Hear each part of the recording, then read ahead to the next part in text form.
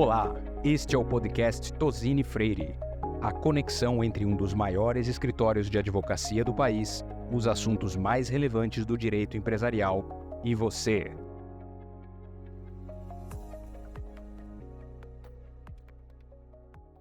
Tudo bem?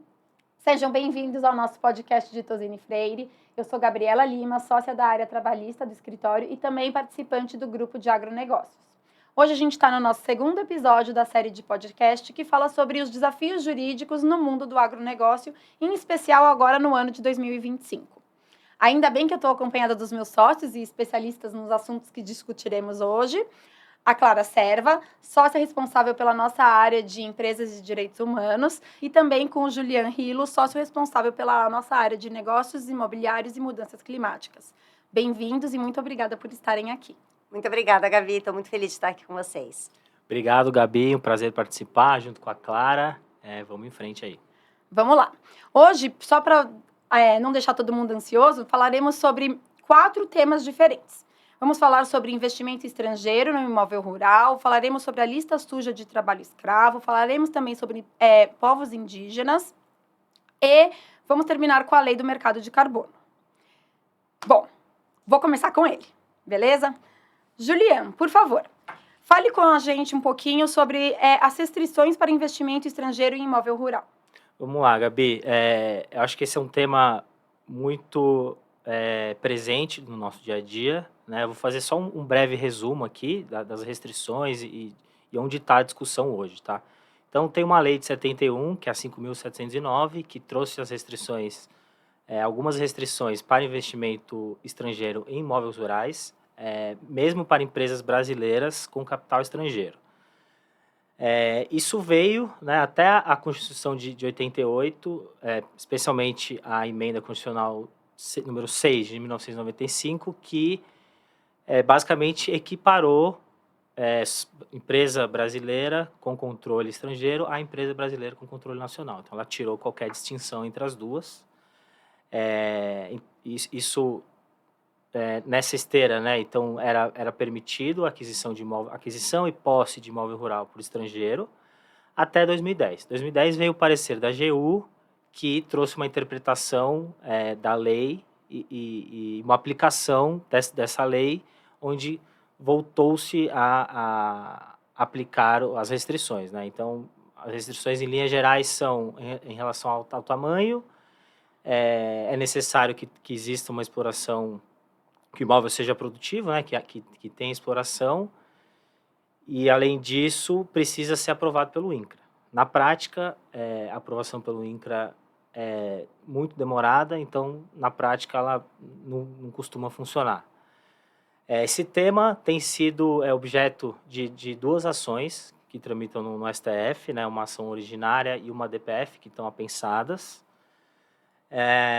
Desde a DPF é de 2016 e já foram depositados 2 votos, um favorável e um favorável às restrições e outro contrário, né, às restrições. E esse tema, em 2023, teve uma movimentação, né, foi deferida uma liminar pelo ministro, hoje relator, que é o André Mendonça, que suspendeu todos os processos que tratavam do tema. Aí foi a plenário, essa discussão da liminar, e o plenário acabou... houve um empate no plenário, 5-5, e então a liminar foi indeferida, cancelada, né? Hoje o tema tá sim no judiciário, tá no plenário, a expectativa é que em algum momento vai ter o julgamento, né? O ministro Flávio Dino entrou, então agora são 11 que vão julgar, já tem 3 votos, na verdade, né? O do Marco Aurélio, do Alexandre de Moraes e o Nunes Marques, que acompanhou o Marco Aurélio na época, então está 2-1 para a manutenção das restrições. Tem também um PL que tramita no Senado, que foi aprovado no Senado, no plenário, que está na Câmara, mas está parado, que ele suaviza as restrições, bastante, e hoje o tema tá nesse status, né, e a gente, enfim, acompanha isso, porque caso as restrições sejam flexibilizadas ou até mesmo, né, apagadas, a gente deve ver um investimento grande, né, de investimento estrangeiro, que já existe, mas deve ver um crescimento disso. Entendi. Assim, complexo. Complexo, Complexo. Fiquei com uma dúvida, você fala que precisa pedir autorização para o INCRA e essa autorização demora e não acontece. Exato. Então, como as empresas fazem? Através de estruturas societárias com sócios brasileiros, ou outros direitos que não a aquisição em si. Por exemplo, o direito real de superfície. Então, existem algumas saídas para viabilizar o investimento, mas gera uma certa trava, né? Uma redução, uma certa trava, porque tem alguns investidores que não querem ter sócio brasileiro, ou que entendem que um direito real de superfície não é a mesma coisa que ter o imóvel. Boa. Difícil, complicado, mas foi bem traduzido para mim, que não entendo nada sobre esse assunto. Achei muito legal. Ótimo, obrigada. Agora eu vou falar finalmente alguma coisa que eu sei, né? Um pouquinho sobre a lista suja de trabalho escravo. Só para a gente contextualizar, essa lista suja, na verdade, é um cadastro que o Ministério do Trabalho e Emprego mantém sobre as empresas que foram encontradas praticando o trabalho escravo. Essa lista ela é atualizada a cada 6 meses. A última atualização aconteceu agora, em abril de 2025. E temos aproximadamente 750 nomes de empresas na lista. Então, ela é uma lista relevante. E entre as atividades que a gente encontra na lista, tem atividades de criação de bovino, cultivos de café, ou seja, tem tudo a ver com atividades no agronegócio. E aí eu vou passar um pouco a palavra aqui para minha sócia Clara, para que ela possa falar como que esse ponto toca na área de direitos humanos. Obrigada, Gabi. Esse é um tema delicado para o agronegócio, aliás, para todo o setor empresarial brasileiro. Primeiro porque a gente tem tido uma intensificação da fiscalização, né, de condições dignas de trabalho. Segundo porque existe um desafio na identificação de quando efetivamente uma condição não digna de trabalho configura trabalho análogo à escravização. E uma intensificação também da identificação de casos em que as autoridades reputam que uma empresa é corresponsável por uma situação de trabalho análogo que aconteceu em seu fornecedor. Então, eu acho que o que tem de mais interessante acontecendo em 2025 e de mais desafiador para o agronegócio e para o setor empresarial brasileiro como um todo é o olhar das empresas que trabalham no agronegócio, adquirindo de seus fornecedores determinados insumos ou utilizando fornecedores nas suas atividades, sejam no próprio imóvel ou em outros imóveis em que eles só adquirem o produto, por exemplo, diferentes modelos de negócio, em que as autoridades têm, a partir da identificação, por exemplo, de um critério de dependência econômica, que esse fornecedor tenha da empresa adquirente, identificado como corresponsabilidade. Então, a gente tem visto um aumento, além da lista suja mencionada, a gente tem visto um aumento relevante do número de empresas assinando termos de ajustamento de conduta, que são acordos extrajudiciais, né, e acordos judiciais propriamente, em que previstos não apenas compromissos de reparação às pessoas que foram submetidas a condições não dignas de trabalho, como também medidas de não repetição. O que é isso? É o que a gente chama de devida diligência em direitos humanos. Então, são acordos com mecanismos muito complexos que muitas vezes as empresas assinam bem intencionadas, buscando efetivamente que aquilo não ocorra novamente, mas elas não necessariamente compreendem a camada de complexidade que está por trás daquele compromisso assumido. Então, as disposições que a gente tem visto com bastante frequência nesses acordos são medidas como análise de riscos a direitos humanos. Então, a gente não está falando do risco à companhia, a gente está falando do risco aos direitos humanos relacionados à atividade empresarial. Adoção de mecanismos de reparação a qualquer tipo de impacto negativo ou violação a direitos humanos. A gente não está falando só de condições dignas de trabalho, a gente está falando de discriminação, a gente está falando de direitos de povos indígenas, comunidades tradicionais, que a gente vai conversar já já. A gente está falando sobre um leque muito amplo de direitos, assédio, moral e sexual. Então, é importante que as empresas, ao se proporem, e como é interessante que tem se proposto, ao se proporem a assinar e se comprometer com essas medidas com as autoridades, que elas compreendam a que estão se comprometendo. E essa tendência das autoridades nacionais, ela vem muito conectada com uma tendência internacional. Primeiro, por conta de normas, primeiro e principalmente por conta de normas europeias. O Brasil tem uma relação dentro do agronegócio muito estreita com o continente europeu. E no continente europeu, a gente tem, nos últimos anos, visto um número crescente de normas que exigem parâmetros de direitos humanos. Então, por exemplo, a EUDR, que é uma norma conhecida como o regulamento que trata sobre produtos vindos de áreas de desmatamento, mas que tem uma lista enorme de requisitos de direitos humanos. E ela esse regulamento impede que entre no continente europeu produto que vem de violações de direitos humanos, violações a povos indígenas, comunidades tradicionais, a condições não dignas de trabalho, trabalho infantil, entre outros requisitos. A gente tem a CSPOD, que é uma norma que exige a devida diligência em direitos humanos por empresas europeias, que cascateiam para seus fornecedores nacionais brasileiros, por exemplo. A CSRD, que exige o reporte de seus impactos a direitos humanos.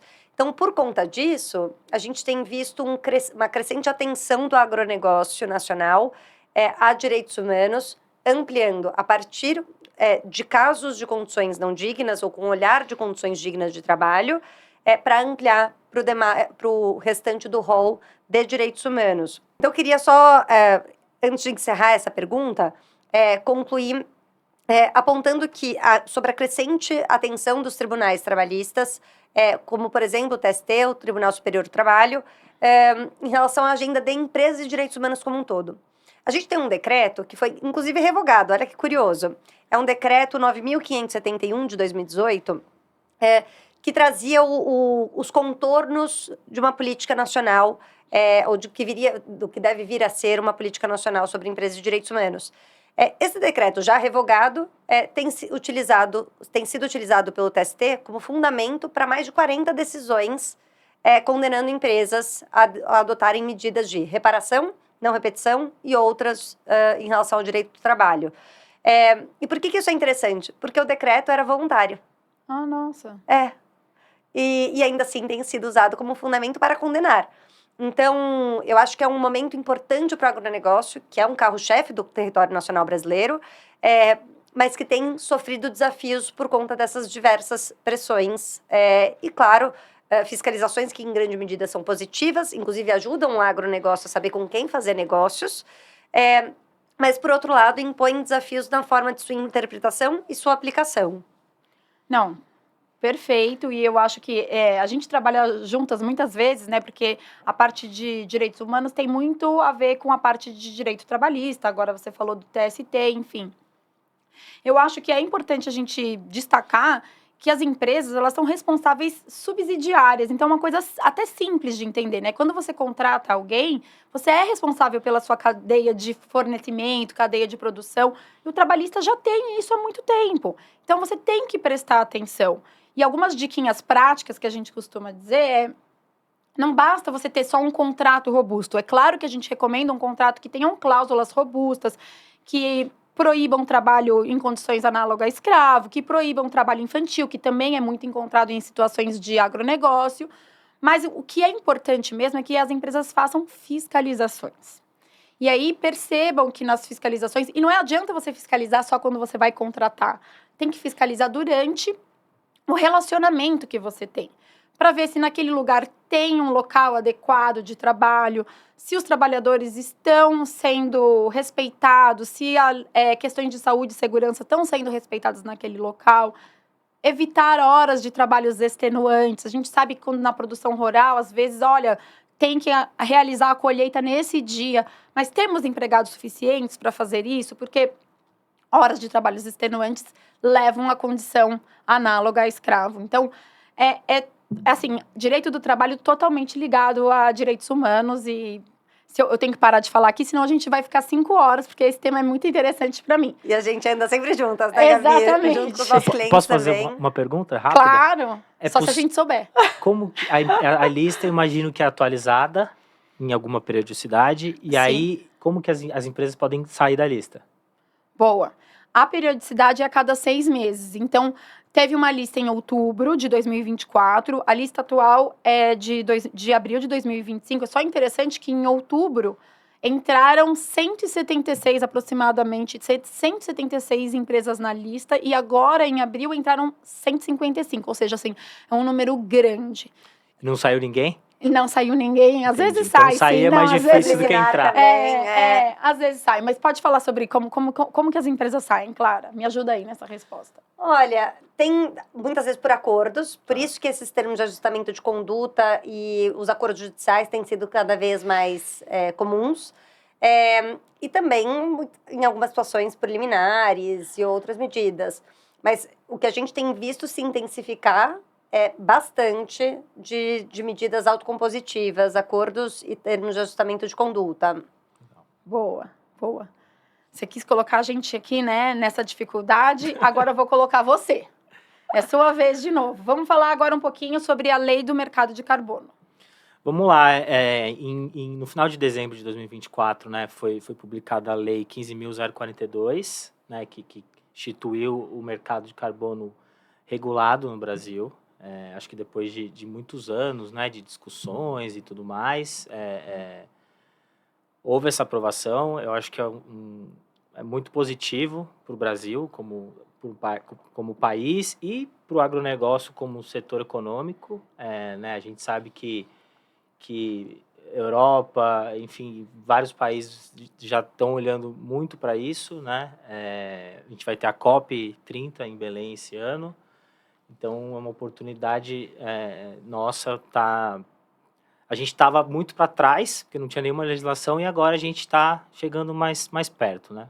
Tirando o atraso, digamos assim.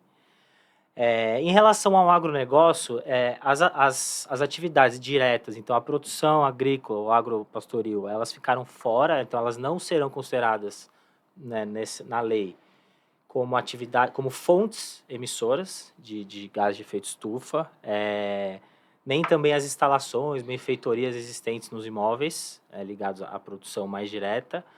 E, além disso, também o que for produção de insumos ou matérias-primas também não serão consideradas como fontes emissoras para os fins da lei, da lei do mercado de carbono, né?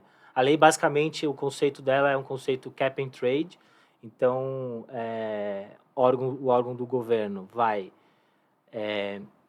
impor limites para setores, para emissores, né? E aí as empresas vão ter que respeitar os limites. Se não respeitarem, elas vão ter que adquirir créditos, né, para compensar e no final do período a ser medido, né, atingirem lá o limite máximo. Então, assim, muito embora o agro tenha ficado de fora da regulação, a lei também trouxe, além do mercado regulado, ela também trouxe definições do que é crédito de carbono, e algumas definições sobre projetos de carbono, crédito de carbono. Também trouxe uma disposição que prevê que crédito de carbono poderão ser negociados, quando forem negociados ao mercado, serão regulados pela CVM. Então, abre também um leque de possibilidade de investimento de fundos, investidores grandes, comprando crédito de carbono, né? E aí eu vejo como o agro como um potencial de, muito embora não esteja regulado, de ser um protagonista no mercado voluntário, né? Porque, enfim, a gente sabe que tem diversas formas: regeneração, desmatamento evitado, agricultura de baixo carbono. A gente, inclusive, recentemente assessorou um cliente num projeto desses, né? Que é de agricultura de baixo carbono, já foi assinado e tudo mais, e vai começar um cliente grande do agro. Então, a gente vê como uma oportunidade, né, para o setor, tentar também surfar essa onda, né, enfim, participar desse mercado aí que está começando. Ainda não foi regulamentada a lei, tem um prazo de 12 mais 12, contado da publicação, mas a expectativa é que esse ano, meados do ano que vem, deve sair a regulamentação, e o assunto vai ficando mais maduro e vai caminhando. Posso fazer uma pergunta também? Julian, eu sei que com uma aproximação da COP, que vai ser aqui em Belém, tem muitos clientes estrangeiros, né, que têm olhado para o mercado brasileiro, olhado para a região amazônica. Você sente que 2025 também tem um aumento dessa demanda por mercado de carbono, tendo em vista o efeito COP? Acho que sim, eu vejo que sim. Já tem, a gente tem tido esse aumento, né? Acho que é uma tendência global, mas sim, eu vejo que 2025 tem crescido. O Brasil está na vitrine, né? E vai estar mais, enfim, estamos chegando aí na COP. Então, acho que esse é um tema que 25 deve crescer bastante, mas para os próximos anos continuar, né, nessa toada de crescimento. E nessa regulamentação, você acha que as empresas do agronegócio não vão ser incluídas, não vão ter uma alteração na lei? A gente prevê em algum momento que eles sejam incluídos? O que você acha? Não, muito provavelmente não. Assim, no médio prazo, provavelmente não. Exceto em em parte da cadeia. Então, por exemplo, tem uma empresa do agro gigante que tem navio para transportar soja, tem caminhão, aí ela pode entrar. O que não Entendi. vai entrar é atividade mais direta, né, a produção. Atividades acessórias, vamos chamar assim, então, sei lá, transporte, etc., isso vai entrar. Então, elas serão... Ou seja, impacta principalmente também, as grandes, né, serão impactadas, sim. E além disso, assim, eu acho que também tem uma questão quase que reputacional, né? Por exemplo, o mercado europeu, ele já deve em breve começar a falar, olha, eu quero comprar soja de quem é carbono neutro. Então, essa tendência é global, não só a Europa, né? Acho que talvez a Europa na vanguarda, mas global. Então, a tendência é que, assim, ainda que o mercado, o agro, diretamente não seja considerado fonte emissora, ele está nesse bolo, né? Então, vai ter que olhar para isso. Com certeza, com certeza. Bom, vamos voltar agora para a Clara. Vamos falar um pouquinho sobre... Tem se falado muito na mídia, né? Sobre os povos indígenas, as comunidades tradicionais. E qual que é a perspectiva desse tema para 2025? Gabi, esse tema acho que tem duas dimensões muito importantes. Uma muito popular, muito debatida pela imprensa, e a outra com frequência esquecida, tanto pela imprensa como também pela atividade empresarial no seu planejamento, mas não é esquecida pelas autoridades que fiscalizam. Então, a primeira, que é conhecida de todos, é a discussão do marco temporal. A gente teve, enfim, aquelas idas e vindas, a decisão do STF, que reconheceu que a interpretação de que a Constituição limitaria o reconhecimento de territórios indígenas àqueles que eram ocupados no momento da Constituição Federal de 88, é que essa interpretação seria inconstitucional. Decisão do STF, vem então a nova lei 14.701 de 2023, falando, nananina, é limitado a quem estava no território no momento da Constituição Federal. Agora a gente tem, em seguida, porque Brasil é cheio de dinâmica, a gente tem a ação direta de inconstitucionalidade 7.583 e a 7.586. Então, são duas ações que estão discutindo esse assunto novamente. O STF estava tentando, e segue em alguma medida tentando, mas não tem perspectiva de dar certo, uma autocomposição, uma mediação entre todos os envolvidos, os diferentes perfis de atores, povos indígenas, associações representativas, representantes de produtores do agronegócio, de proprietários do agronegócio, enfim. Mas parece que existe uma alegação e uma discussão de que seria inconstitucional, incompatível com a proteção dos direitos dos povos indígenas, transacionar sobre o direito deles ao seu território. Então, essa é um pouco esse o momento. Mas, para além da discussão territorial, que é super importante, impacta diretamente os negócios, tanto em relação a eventuais sobreposições de imóveis usados para agronegócios, imóveis rurais, com territórios indígenas. Então, essa é uma das dimensões. A segunda dimensão é a compra de produtos vindos de produtores que tenham eventual sobreposição. E que também, como eu tinha mencionado na outra pergunta, está regulado pela EUDR e por outras normas europeias. Então, a atenção à eventual sobreposição é uma determinação do continente europeu, para a qual, portanto, quem exporta dentro do agronegócio, se vale da balança comercial estrangeira, é importante que olhe. O segundo tema, que com frequência não entra no radar, é menos conhecido porque não tem lei que regula, mas é compreendido pelos tribunais e pelas autoridades, como o Ministério Público Federal, como exigível, é o tema da consulta livre, prévia e informada. O que é isso, né? É o engajamento com os povos indígenas e com as comunidades tradicionais, principalmente quilombolas, para consultá-los sobre eventuais iniciativas, projetos, medidas que possam impactá-los diretamente.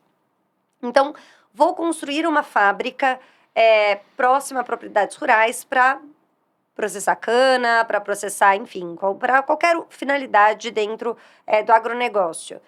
Vou construir uma rodovia para facilitar o acesso a determinadas propriedades rurais. Qualquer medida que eu vá adotar que possa, de alguma forma, impactar povos indígenas e comunidades tradicionais, a Convenção 169 da OIT determina que eles sejam consultados. Daí surge uma lista enorme de perguntas, Gabi. Por exemplo, quem deve consultá-los? E eu tenho uma outra pergunta. Consulta para quem? Exatamente. Quem devem consultá-los? Mas eu consulto como? Exatamente. Como eles se organizam, né? A liderança e etc. Então, é uma lista enorme de perguntas que a gente não tem resposta no nosso ordenamento jurídico brasileiro. Então, o Ministério Público Federal, por exemplo, entende que a empresa não pode consultá-los diretamente. Entendi. Esse é o entendimento também da Comissão e da Corte Interamericana de Direitos Humanos. Mas, se você bater na porta da FUNAI e falar, FUNAI, por favor, consulte, a FUNAI vai te dizer, eu não consigo, eu não tenho capacidade humana e nem recursos financeiros suficientes para fazer essa consulta com todo mundo que precisaria ser consultado. Então, o cenário é de muita insegurança.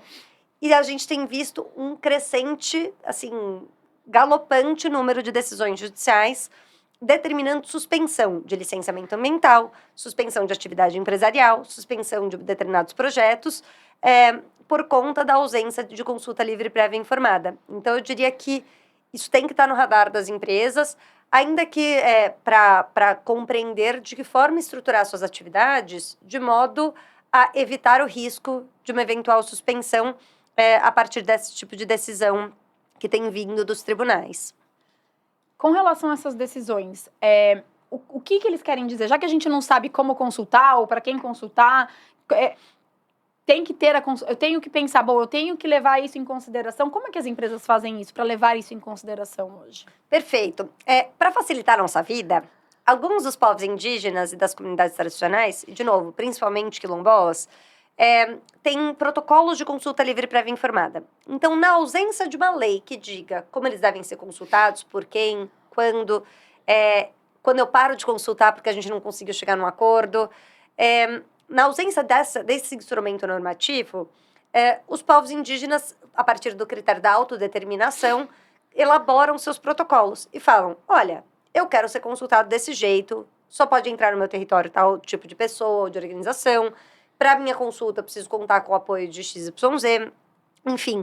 Isso facilita muito, porque daí o povo indígena diz se ele aceita ser consultado por empresas, por exemplo, ou se precisa ser determinada autoridade. Quem você tem que chamar para a mesa de negociação. Então, se você vai chamar o Ministério Público Federal ou não, apenas a FUNAI. Então, os protocolos facilitam muito. E quando não há protocolo, o que a gente recomenda bastante aos nossos clientes é o engajamento com aquele povo indígena ou com a comunidade tradicional para que elabore um plano de consulta livre, prévia e informada. Ou seja, me diga você, povo indígena, como você gostaria de ser consultado nesse caso específico. E isso facilita para que você depois não tenha alegações de que houve uma violação aos direitos dos povos indígenas e comunidades tradicionais. Imagino eu que uma vez que você que você chegue até eles, você tem que formalizar isso para que, se questionado, você tenha como comprovar que você tentou, que você chegou, é isso mais ou menos, né? Exatamente.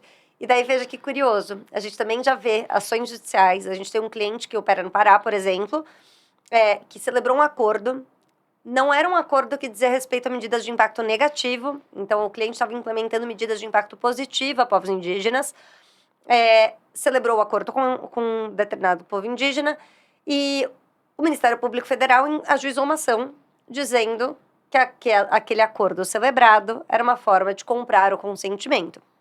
Então, por isso eu digo, assim, qualquer tipo de engajamento com povos indígenas, comunidades tradicionais, precisa ter uma boa assessoria, porque, caso contrário, a empresa está sujeita a questionamentos que ainda mais no contexto da COP também, por exemplo, Pará e outros estados amazônicos têm estado com os olhos, eu ia dizer os 2 olhos bem abertos, mas não necessariamente a pessoa precisa ter visão para conseguir estar atenta, né? Então, mas estão muito, muito atentos a esses temas, tanto pelo Ministério Público Federal, como também por associações representativas de povos indígenas e comunidades tradicionais, e os tribunais têm dado decisões bastante complexas. Boa. Queria dizer que nosso tempo chegou ao fim. Eu agradeço muito a participação de vocês. Eu aprendi bastante. Espero que quem esteja nos ouvindo também tenha aprendido bastante. E se você gostou do nosso conteúdo, eu convido vocês a entrar no nosso site. Nós temos outros podcasts e também para esperarem o nosso 3º episódio. Muito obrigada. Até a próxima.